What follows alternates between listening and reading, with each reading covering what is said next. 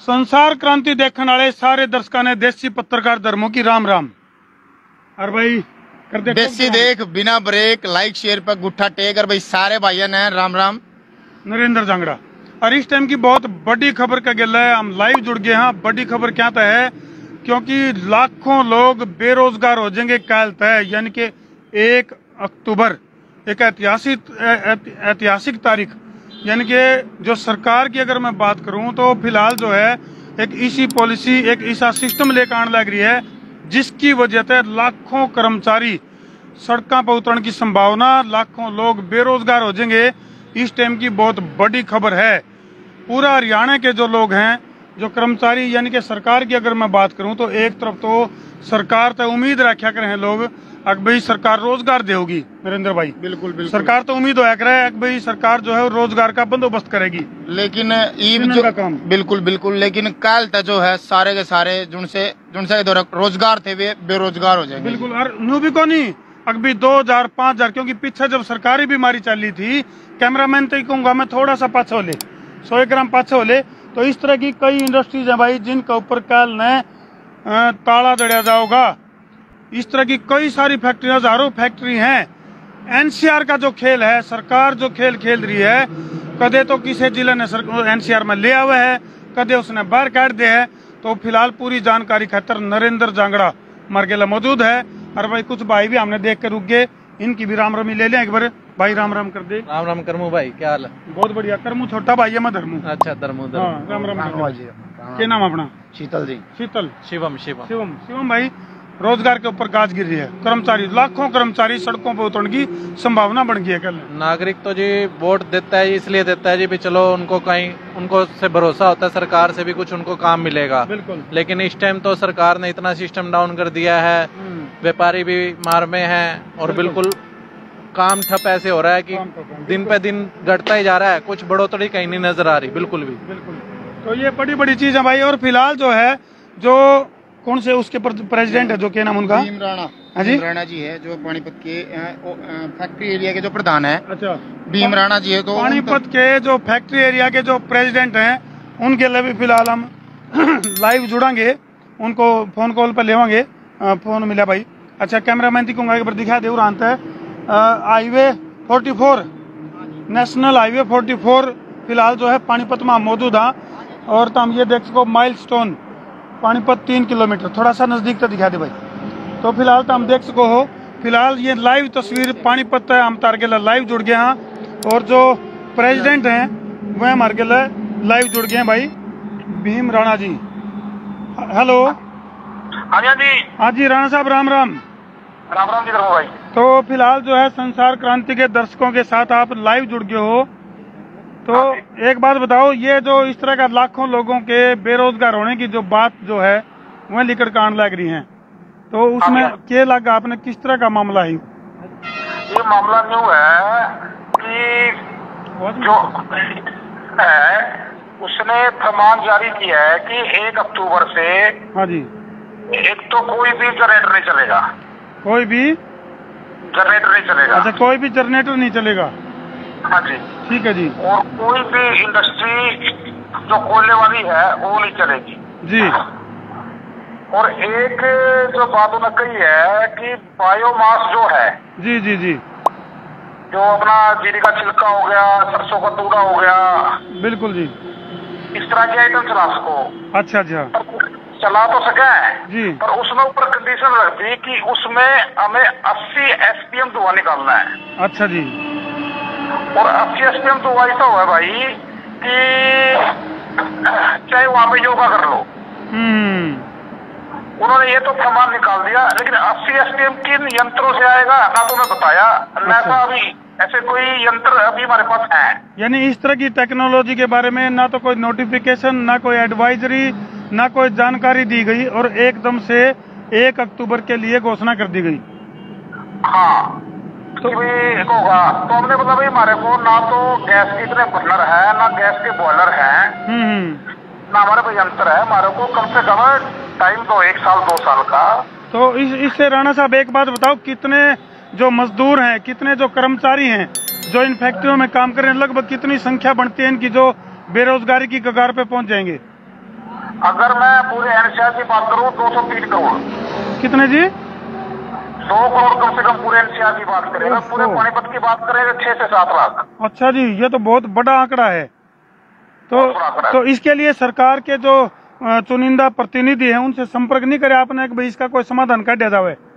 नहीं, हम बराबर कर रहे हैं। हम पर्यावरण मंत्री से भी मिल के आए हैं जी। जो भारत सरकार के हैं भूपेंद्र यादव जी, जो पर्यावरण मंत्री और श्रम मंत्री भारत सरकार है। उन्होंने क्या अभी देख रहे हैं, सोच रहे हैं क्या कर सकते हैं जी।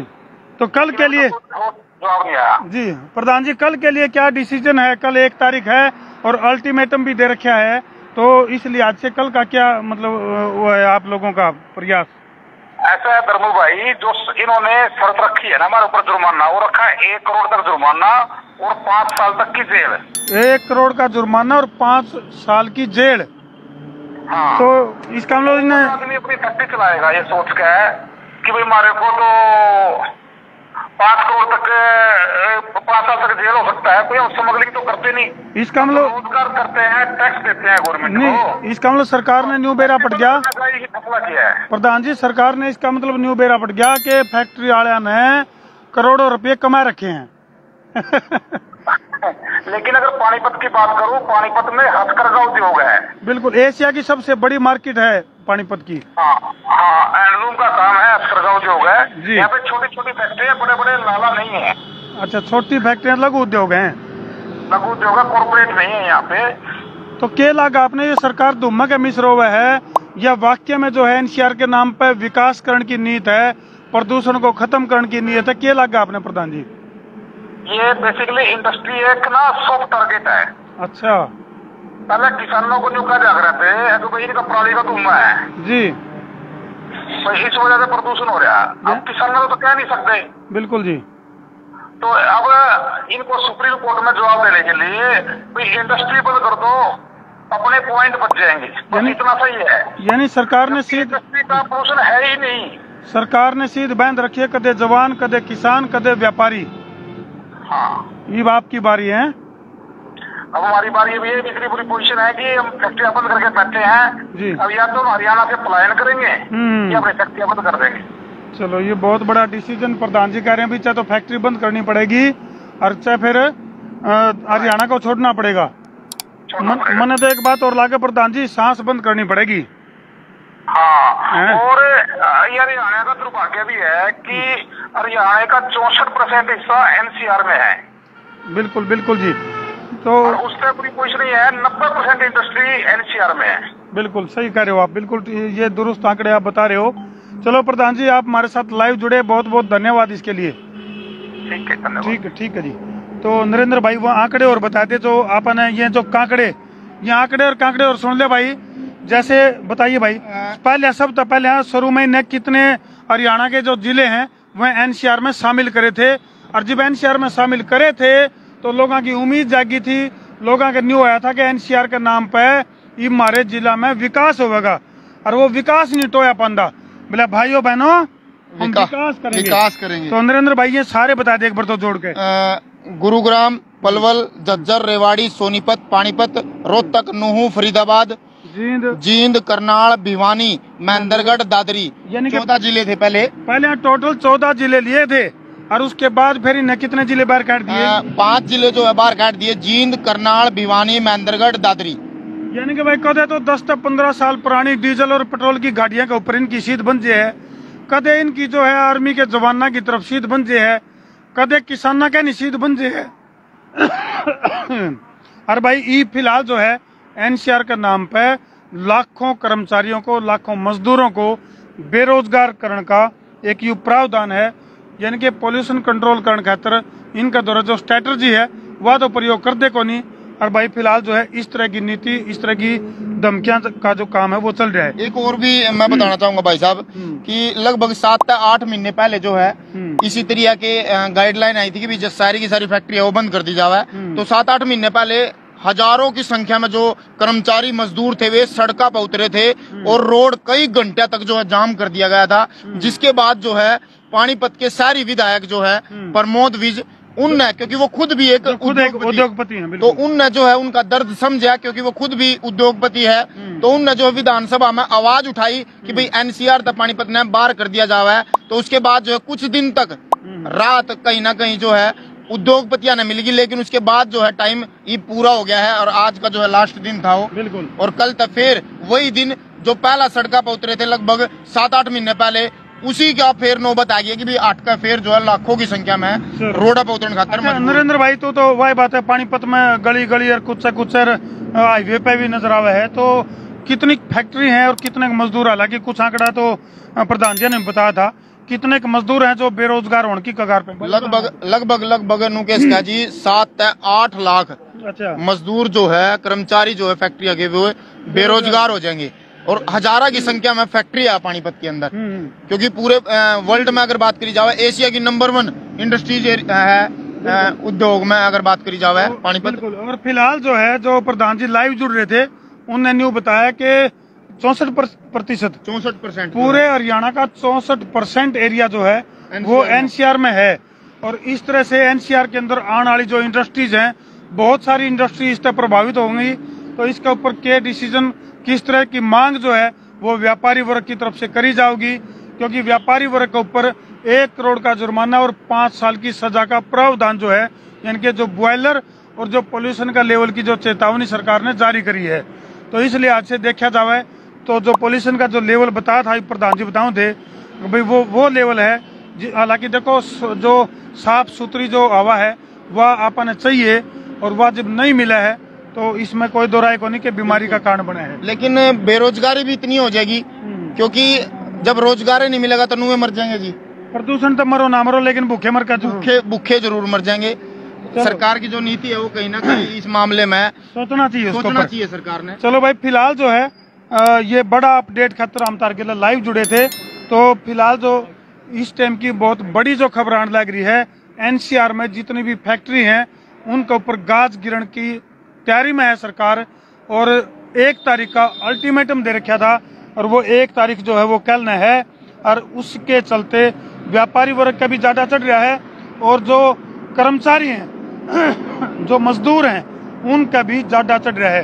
तो फिलहाल तो हम देखो किस तरह से NH 44 के ऊपर सरपट दौड़ती हुई गाड़ी इंडस्ट्री पुराने, अगर मैं कहूँ तो फिलहाल जो है, यानी मेरे खब्बे पास से जो है वो इंडस्ट्रियल एरिया है, और आड़त है 3 किलोमीटर की दूरी पे पानीपत है।